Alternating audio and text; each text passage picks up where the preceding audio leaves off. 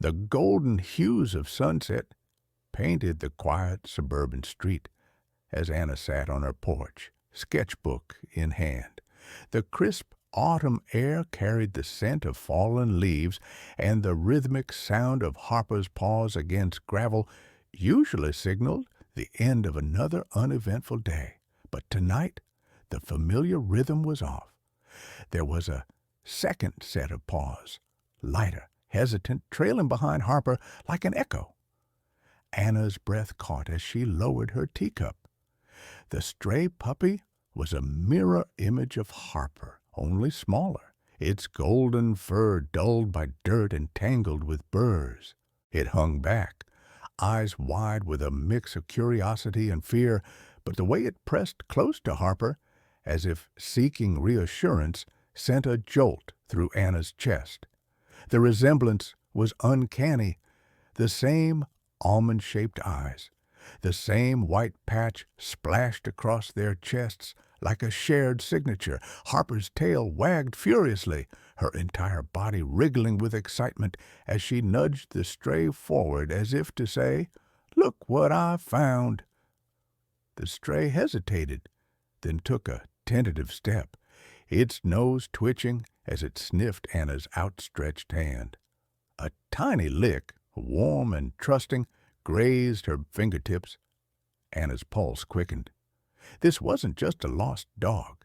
The way Harper circled the stray, nudging it gently with her muzzle, wasn't the behavior of a dog encountering a stranger. It was something deeper, something almost familial. A whisper of intuition curled in Anna's mind. Harper knows this dog. As she led them both inside, the stray's cautious steps left faint, muddy prints on the hardwood. Anna watched it pause at the threshold as if unsure it was allowed to cross. Harper, ever the guide, trotted back and nudged the pup forward with her nose, her dark eyes flicking to Anna as if to say, "It's okay. She's safe here." The stray's ribs were too visible beneath its matted coat, and its paws were rough from wandering. Anna filled a bowl with water, her throat tightening, as the puppy drank greedily, droplets splashing onto the floor. Harper, ever the proud host, sat beside it, her tail thumping against the ground as if she'd orchestrated this reunion herself. Anna knelt beside them, her fingers brushing the stray's fur. Beneath the grime, the texture was familiar, soft and thick, just like Harper's. The stray leaned into her touch, its body trembling slightly, and in that moment Anna felt it, a strange, inexplicable pull, as if this little creature had always been meant to find its way to her. Outside, the last light of dusk faded, but inside, something new was beginning. The glow of Anna's laptop screen cast long shadows across the living room as she scrolled through search results late into the night. Beside her, Harper and the stray, now curled together in a single golden heap, breathed in unison, their sides rising and falling like twin waves. The sight made Anna's chest ache. That effortless closeness couldn't be random. She hesitated before dialing the shelter's number, her thumb hovering over the screen. The cheerful adoption photo of Harper from 2 years ago, bright-eyed with a red bandana around her neck, stared back from the fridge. That dog had known nothing but love since the moment Anna brought her home. But what about before? The phone rang 3 times before a warm but weary voice answered. "Lisa speaking." Anna's words tumbled out faster than she intended. "Hi, I adopted Harper, the golden retriever, about 2 years ago. I need to know if—" She trailed off, watching the stray twitch in its sleep, paws paddling softly against Harper's side. "I need to know if she had siblings." A pause. Keys clacked in the background. "Let me pull her file." The rustle of papers crackled through the receiver. When Lisa spoke again, her voice had changed, flatter, careful. Harper came from a property seizure, abandoned house out near the old mill road. There was a litter of pups found on site, but a sigh. We only recovered 4. The rest were gone by the time animal control arrived. Anna's fingers tightened around the phone. Gone? Could have run off. Could have been taken. Lisa's tone suggested she'd seen this story before. No way to know. Why do you ask? Across the room, the stray whimpered at its sleep. Harper immediately nuzzled closer, licking its ear until the trembling stopped. Anna's throat went dry. Because I think one of them just found me. The silence stretched. Then, so quiet, Anna almost missed it. Oh, just one word, but it carried the weight of 100 unsheltered nights, of scavenged meals and narrow escapes. When Lisa continued, her voice was thick. If that's true, that pup's been out there alone a long time. Moonlight pooled on the hardwood as Anna ended the call. She pressed her palm against the cool glass of the window, staring at her reflection, and the 2 dogs mirrored behind her. Somewhere out there in the dark, other ghosts from that abandoned property might still be wandering. The thought lodged in her ribs like a splinter. Harper lifted her head, meeting Anna's gaze in the glass. Her tail thumped once. A promise. A pact. Anna reached for her car keys. The waiting room smelled of antiseptic and nervous animals, the fluorescent lights humming overhead. Goldie pressed herself against Anna's legs, her entire body trembling as a yowling cat in a carrier passed by. Harper, ever the steady presence, leaned against them both, her warm weight a silent reassurance. Dr. Martinez's hands moved with practiced ease as she examined Goldie, her fingers tracing the faint scars hidden beneath matted fur. A nick on the shoulder, a rough patch along the ribs. "She's been through some rough times," the vet murmured, her brow furrowing as Goldie flinched at the touch of the stethoscope. "But her heart's strong, and look here," she pointed to Goldie's teeth. "Same age as Harper, give or take a few weeks." Anna's breath hitched. The confirmation settled in her chest like a stone. "Sisters!" Goldie whined as the vet clipped a small mat from behind her ear. But Harper was there instantly, nudging her face against Goldie's, her tail wagging as if to say, "It's okay, I'm here." The way Goldie immediately stilled, her panicked breaths slowing as she leaned into Harper, made Anna's throat tighten. Back home, the differences between the 2 dogs became even more apparent.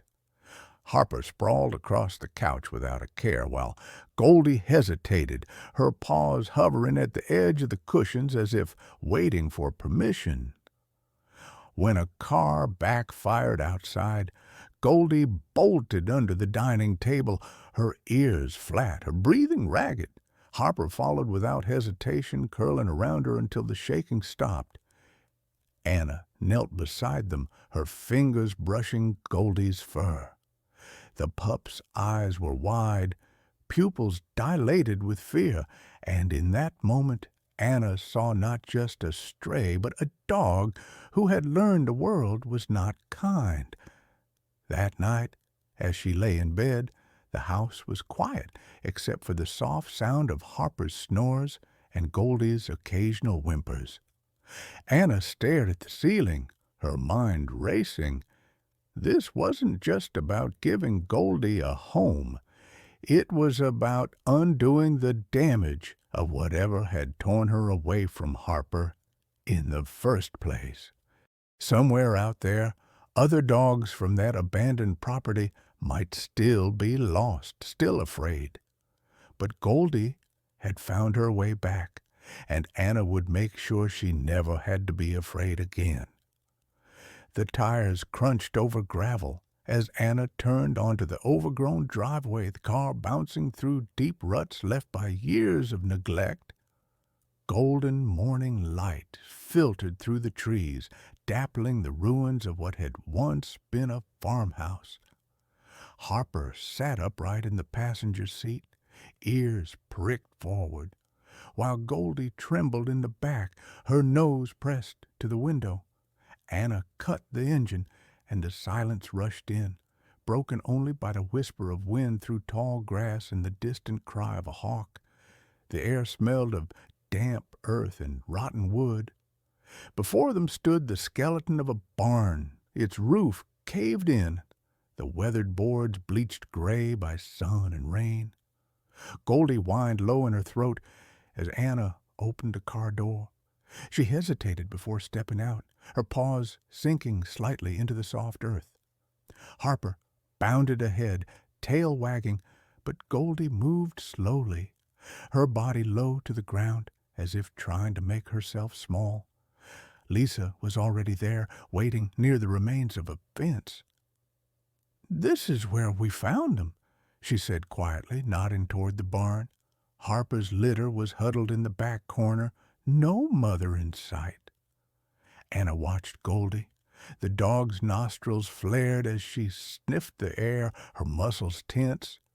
Then, without warning, she took off running, not toward the barn, but to a cluster of bushes near the property line. "Goldie!" Anna called, hurrying after her. By the time she caught up, Goldie was digging frantically at the base of the fence, dirt flying behind her. Her breaths came in short, frantic bursts. Anna dropped to her knees beside her, placing a gentle hand on Goldie's back. The dog didn't stop, just kept digging, her claws scraping against something metal, a rusted chain. Lisa sucked in a sharp breath. They must have tied the mother here. Goldie's nose worked feverishly over the links, her entire body shaking. Then she lifted her head and let out a sound Anna had never heard before, a high, keening whimper that cut through the stillness. Harper appeared at her side, pressed close, but Goldie didn't seem to notice. Her eyes were fixed on the chain, her chest rising and falling too fast. Anna reached for the cold metal, her fingers brushing the frayed rope still knotted around one end. Something dark stained the fibers, faded now, but unmistakable. Blood! A breeze stirred the grass, carrying with it the faintest trace of decay. Goldie's ears twitched, then flattened. She turned in a slow circle, sniffing, before suddenly freezing. Her gaze locked onto a patch of disturbed earth a few yards away. Anna didn't need to dig to know what lay beneath. The way Goldie's entire body sagged told her everything. Lisa's voice was barely audible. "We should go." But Anna couldn't move. Not yet. She watched as Harper nosed at Goldie's cheek, her tail drooping. Goldie didn't respond. She just stood there, staring at that unmarked grave, her sides heaving. In that moment, Anna understood. This wasn't just a place Goldie had survived. It was where she'd lost everything. The drive home was silent. Goldie lay curled in the back seat, her face pressed into Harper's fur. Anna gripped the steering wheel, her knuckles white. She'd thought giving Goldie a home would be enough, but some wounds couldn't be healed with just food and a warm bed, not when pieces of her were still missing. The phone call came on a rain-soaked afternoon, just as Anna was wiping muddy paw prints from the floor. The shelter director's voice crackled with excitement. They had a young golden retriever mix, barely 6 months old, found wandering near the old mill road. The white patch on her chest was unmistakable. Anna's hand shook as she loaded Goldie and Harper into the car. Goldie paced the back seat, her claws clicking nervously against the leather, while Harper sat statue still in the passenger seat, her ears twitching at every whimper Goldie made. The shelter smelled of bleach and anxiety. As they rounded the corner to the intake area, a high-pitched yip echoed down the hallway. Goldie's entire body went rigid. Then she was pulling at the leash with a strength Anna didn't know she had, her nostrils flaring, a desperate whine building in her throat. The puppy in the kennel was all legs and oversized paws, her golden fur matted with what looked like motor oil. But when she lifted her head, Anna gasped. The same almond-shaped eyes, the same white blaze. "Meet Daisy," the shelter worker said softly. The moment the kennel door opened, Goldie surged forward. Her nose worked frantically over every inch of the trembling puppy, snuffling at ears, licking paws, nudging Daisy's belly as if counting ribs. Daisy froze at first, then suddenly recognized the scent. Her tiny tail became a blur, her whole body wriggling as she tried to climb Goldie's face, her high-pitched barks bouncing off the concrete walls. Anna's vision blurred as Goldie began making a sound she'd never heard before, a deep, warbling whine that seemed to come from her very bones. The mother dog kept nudging Daisy off her feet, then licking her fur flat again, as if trying to erase every day they'd been apart. Then Harper growled, a low warning rumble that cut through the reunion like ice. She hadn't moved from Anna's side, her body stiff, her tail held unnaturally still. When Daisy stumbled too close in her excitement, Harper's lips curled back just enough to show teeth. The shelter worker tensed. Anna quickly knelt between them, her hand on Harper's collar, feeling the vibration of that growl through her fingertips. Harper didn't snap, didn't lunge, but the message was clear. This wasn't her pack, not yet. That night, Daisy slept curled against Goldie's belly, her tiny paws kneading rhythmically in sleep. Goldie kept lifting her head to lick the puppy's ears, her eyes shining in the dim light. Across the room, Harper lay with her back to them, her tail giving one sharp thump whenever Daisy squeaked in her dreams. Anna sat on the floor between her two worlds, stroking Harper's fur with one hand while reaching out to touch Goldie's paw with the other. The house felt different now, fuller, louder, alive with the rustle of 3 sets of breathing. She watched Goldie nuzzle Daisy's neck, saw the way the puppy instinctively sought milk that was no longer there. Harper sighed heavily, her ears flicking at every sound. Somewhere between joy and jealousy, between what was lost and what had been found, Anna realized healing wasn't a straight line, it was learning to make space. The email notification pinged just as Anna was wiping peanut butter from Daisy's whiskers. The subject line, possible match for Goldie, made her hand still mid-motion.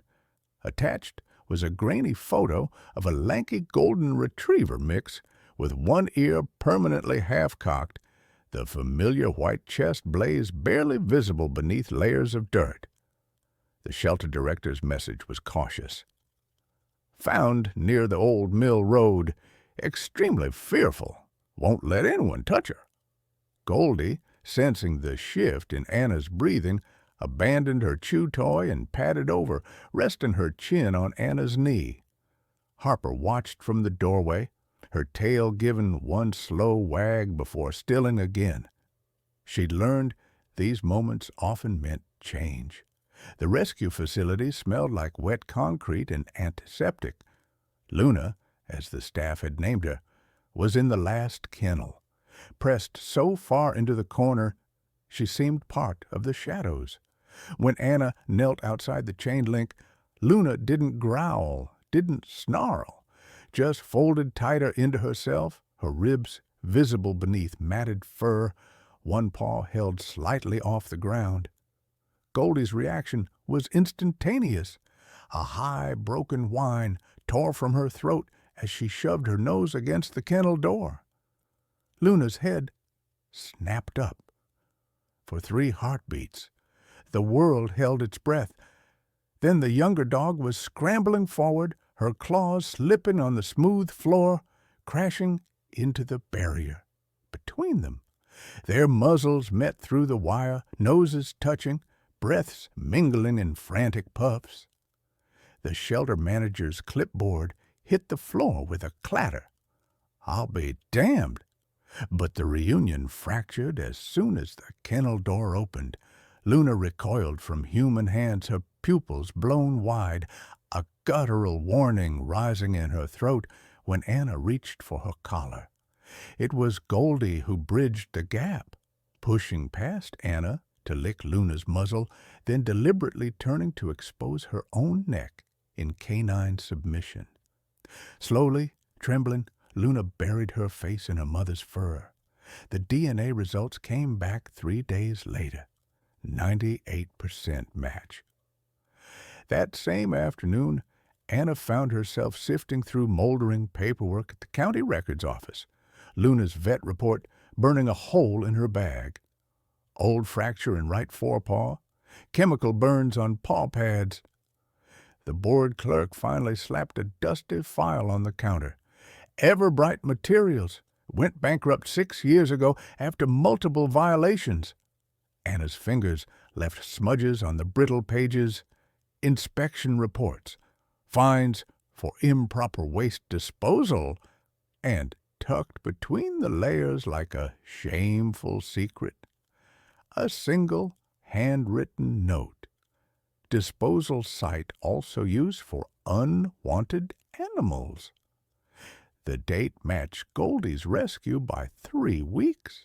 Outside, the late afternoon sun painted the parking lot gold. Luna lay curled in the back seat, her nose tucked under her tail, while Goldie stood guard beside her. Harper, ever watchful, met Anna's gaze in the rearview mirror. Somewhere between the abandoned property and this moment, the story had changed.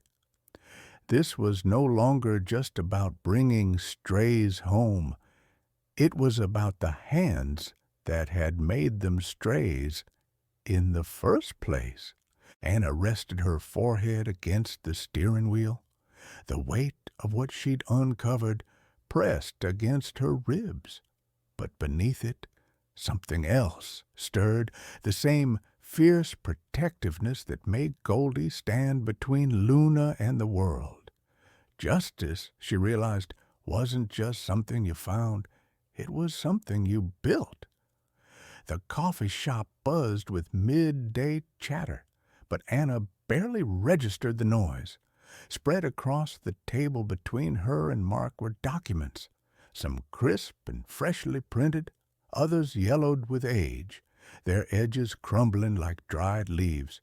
A grainy surveillance photo showed a man in a shelter uniform shaking hands with someone in an Everbright company jacket.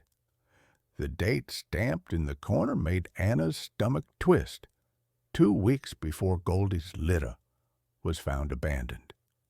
Mark tapped a pen against his notebook. This shelter officer, Jeffries, was on Everbright's payroll.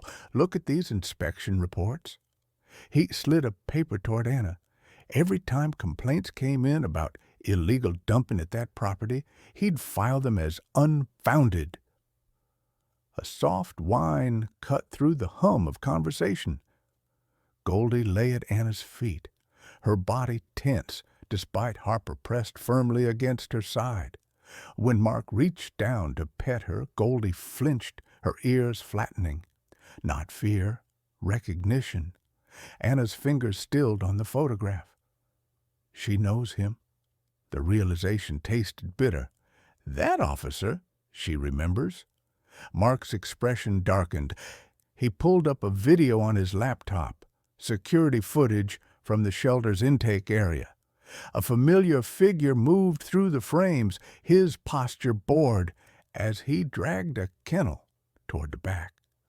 Goldie suddenly sat up, a low growl vibrating in her chest. On screen, the man tossed a bowl of kibble into the cage without looking, the food scattering across the floor. The timestamp read 1 day before Goldie's rescue. Anna's coffee had gone cold. Outside, rain began to patter against the windows, blurring the world beyond the glass. Harper nosed at her hand, grounding her. "This isn't just about one litter," Mark said quietly. He opened another file, incident reports spanning years, all signed by the same officer. Complaints of missing animals, unexplained injuries. "It's a pattern, and Goldie's the key to proving it."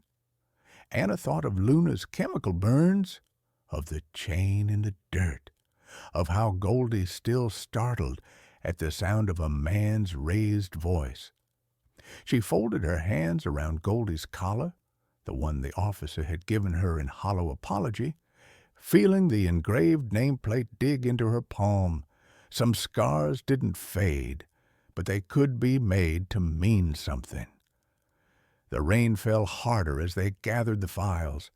Goldie stood, shaking off Harper's comforting weight, and pressed her muzzle to Anna's knee. Her eyes were clear, certain. Anna touched her head. "We'll make them see." Outside, the storm rolled on. But for the first time since this began, Anna felt the faintest spark of something like hope. Not just for Goldie, but for all the ghosts still waiting to be found. The shelter meeting room smelled of stale coffee and floor cleaner. Anna sat stiffly in a plastic chair, her fingers curled around Goldie's leash. The dog stood motionless beside her, her body rigid, ears twitching at every sound in the hallway. Harper waited outside with Mark. This was Goldie's moment. The door creaked open. Officer Jeffries stepped in, his uniform crisp, but his face was ashen. His eyes darted to Goldie immediately, then away, as if the sight burned him. "You remember her?" Anna said. It wasn't a question. The man's throat worked silently. He reached into his pocket, and Goldie flinched so violently the leash jerked in Anna's grip. But what he pulled out wasn't a handcuff or a badge. It was a collar. Handmade leather, the edges carefully stitched, Goldie's name embossed in uneven letters. His voice cracked. "I've been learning, working with my hands." He held it out, his fingers trembling. Goldie didn't growl, didn't cower. She simply looked at him, her golden eyes steady, her breath fogging the air between them. Then slowly, she stepped forward. 1 pace, 2. Anna's chest ached as Goldie sniffed the offered collar. Then, impossibly, the dog lifted her head and licked Jeffrey's knuckles. Once, gently, the man made a sound like a sob. His knees buckled, and he sank into a chair, the collar slipping from his grasp. "I didn't know," he whispered. "Not at first. By the time I realized what was happening." Anna picked up the fallen collar. The leather was warm where his hands had been. "This isn't enough," she said quietly. "She forgives you because that's who she is. But forgiveness doesn't fix anything." Outside, rain tapped against the window. Goldie sat between them, her tail curled around her paws, watching. Jeffries wiped his face with his sleeve. "What do you want me to do?" Anna set the collar on the table between them. "Be better than sorry." For the first time, the man met Goldie's gaze directly. The dog's tail thumped once against the floor. It wasn't absolution, but it was a start. The community center auditorium hummed with murmured conversations as Anna adjusted the microphone. Rows of shelter workers, volunteers, and even a few local officials filled the folding chairs. In the front row, Goldie sat alert, beside Jeffries, now wearing a volunteer badge instead of a uniform, while Harper kept watch over Luna and Daisy playing with a stuffed toy in the aisle. Anna's voice wavered only for a moment as she began. "This is Goldie." The projector flickered to life, showing the first photo, a trembling, matted stray pressing close to Harper on Anna's porch. A collective inhale moved through the crowd as the images progressed. Goldie digging at the rusted chain, Luna's chemical-burned paws, the unmarked grave near the fence. Jeffries stood without being asked. His hand shook as he placed the handmade collar on the podium. "I was part of the problem," he said, the words raw. Goldie leaned against his leg, her warmth steadying him. "But she's teaching me how to be part of the solution." Afterward, as people clustered around with questions, Anna noticed a young shelter worker crouching to meet Goldie's gaze. The dog hesitated, then licked the woman's outstretched hand, just as she'd done for Jeffries. The woman burst into tears. That evening, Anna rocked slowly on her porch swing, the wood creaking beneath her. Goldie lay sprawled across her feet, belly full, fur gleaming in the sunset. Inside, Harper dozed on the couch with Luna curled against her, while Daisy gnawed contentedly on a bone. The screen door squeaked as Jeffries stepped out, holding 2 mugs of tea. "They're starting the investigation into Everbright next week," he said, handing her a mug. The steam curled between them. Anna watched a firefly blink near Goldie's nose. The dog didn't stir, her sides rising and falling in deep, even breaths. Somewhere beyond the yard, cicadas sang in the gathering dark. It wasn't perfect, it wasn't finished, but for now, here, in this quiet moment with the scent of chamomile and warm dog fur around her, it was enough. The firefly drifted upward, its light winking between the trees like a tiny, persistent hope.